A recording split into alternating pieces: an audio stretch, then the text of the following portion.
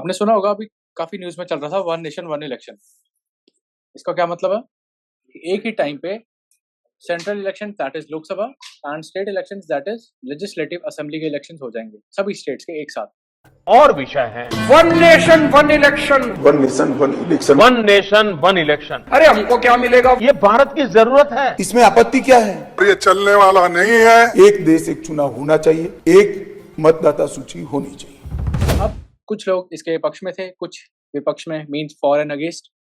और हम पढ़ेंगे नॉट काउंसिल का अलग सिस्टम है। Main are legislative assemblies and Lok Sabha, ठीक है, मींस एमपीज एंड एमएलएज। अब ये जो है कोऑपरेटिव फेडरलिज्म को बढ़ाता है।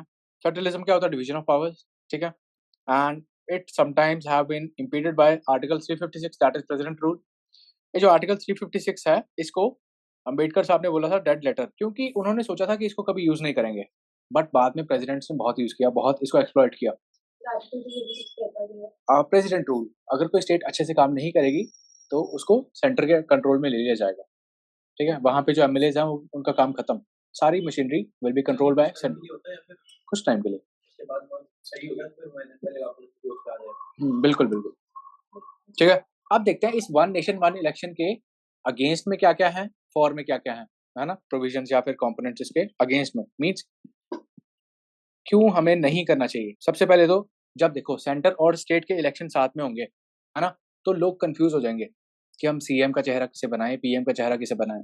क्योंकि नॉर्मली क्या होता है ना, जब स्टेट्स में इलेक्शन होते हैं तो लोग एमएलए को देखते हैं, लेकिन जब सेंटर में इलेक्शन होता है तो लोगों का चेहरा लोग पीएम को देखते हैं, है ना। लोग उसको नहीं देखते कि हाँ हमारा एमपी कौन है, लोग देखते हैं पीएम कौन बनेगा। तो अगर साथ में होंगे तो ये थोड़ा ना ब्लर हो जाएगा, वेग हो जाएगा। It would blur and impair the ability of electors to evaluate performance of state government. ज्यादा नहीं देखते, पीएम का चेहरा देखते हैं हमेशा जब भी हम लोकसभा की बात करते हैं, है ना। देखना कभी भी बहुत से लोग होते हैं जो स्टेट में, अगर मान लो स्टेट में कांग्रेस को वोट कर देंगे, सेंटर में बीजेपी को कर देंगे बिकॉज ऑफ मोदी जी। इसीलिए तो डाल रहे हैं ना एमपी को वोट, क्योंकि उन्हें मोदी जी चाहिए, ऐसा है, ठीक है। तो इससे क्या होगा, जो इलेक्टर्स हैं उनको इवैल्यूएशन करने में दिक्कत होती है। पहला अगेंस्ट में ये है पॉइंट। सेकंड पॉइंट ये है, अब मान लो इसमें क्या बोला गया है कि सारी स्टेट्स और सारी स्टेट गवर्नमेंट और सेंटर एक ही साथ अपॉइंट होगा, लेकिन अगर मान लो बीच में कोई ना कोई स्टेट गवर्नमेंट फेल कर गई, 3 साल में वो गिर जाती है, से आफ्टर 3 years वो गिर जाती है बीच में ही। अब जो रिमेनिंग स्टेट गवर्नमेंट होगी जो नई बनेगी, that will serve only for 2 years, that will serve only for 2 years। अब आपको पता होगा जब नई गवर्नमेंट आती है उसको टाइम लगता है ना हर चीज को करने में, है ना, उसको कंडीशन देखने में, सिचुएशन भापने में टाइम लगता है।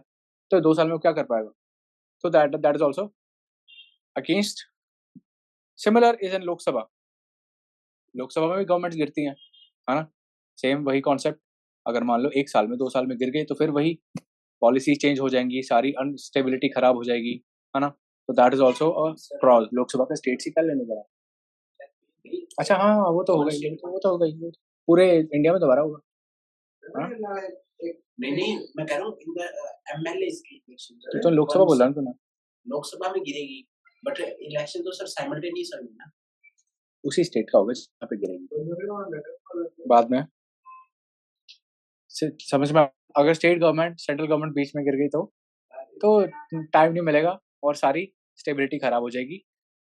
Next we have each government needs time to analyse existing socio political affairs. मतलब वही, हर गवर्नमेंट को टाइम चाहिए होता है किसी भी चीज को इम्प्लीमेंट करने में, नई पॉलिसीज बनाने में। अब गवर्नमेंट चेंज होती रहेगी तो उनकी पॉलिसीज चेंज होगी और वही स्टेबिलिटी इशू। एंड लास्ट में जब आपने देखा होगा जब इलेक्शंस होते हैं, स्टेट के इलेक्शंस होते हैं, तो भी कितनी ज्यादा पुलिस आती है, बीएसएफ आती है ना, पैरामिलिट्री फोर्सेस आती हैं, कितना दिक्कत होती है ना संभालने में। आप सोचो पूरे इंडिया में एक साथ इलेक्शंस हो रहे हैं, तो that will be very hectic, very difficult to control. तो इसमें ये लिखा हुआ है कि बर्डन वुड इंक्रीज मैनीफोल्ड, बहुत ज्यादा इंक्रीज हो जाएगा, and it will affect ECI, election commission of India, security forces and administrative machinery, है ना, ये सबको दिक्कत होगी बहुत ज्यादा। सेकेंड पॉइंट ये है कि अगर मान लो कोई लोकसभा या स्टेट गवर्नमेंट बीच में ही सत्ता गिर जाती है उनकी, तो वहां पे दोबारा से इलेक्शंस होंगे, सिर्फ उसी के होंगे। स्टेट की बात होगी स्टेट का भी second point is state, third point is Lok Sabha, centre.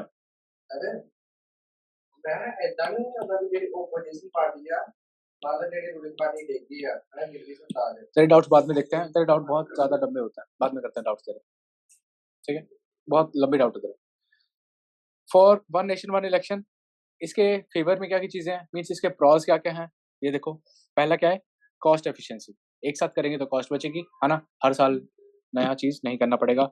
Minimised disruption, जैसे हर साल देखो कभी एक स्टेट में रैलीज हो रही है, कभी दूसरी स्टेट में रैलीज हो रही हैं, है ना, वहां पे सारा एकदम पॉलिटिकल मशीनरी सब खराब हो रहा है, एडमिनिस्ट्रेटिव चीजें। मिनिमाइज डिसरप्शन, ठीक है, डिसरप्शन बहुत कम होगी। Then we have improved governance, सारी स्टेट्स एक साथ करेगी, सेंटर भी एक साथ काम करेगा, जब एक साथ अपॉइंट होंगे तो उनकी थोड़ी पॉलिसीज भी मैच करेंगी।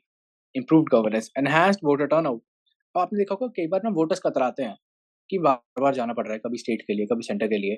अब सारे एक साथ हो गए तो वोटर्स भी इन्फ्लुएंस होगा कि हाँ एक ही बार जाना पड़ रहा है, वोटिंग टर्नआउट बढ़ेगा। एडमिनिस्ट्रेटिव एफिशिएंसी बढ़ेगी, सारे ऑफिसर्स अच्छे से काम करेंगे क्योंकि उन्हें पता है कि एक ही बार करना पड़ेगा, बार बार नहीं करना पड़ेगा।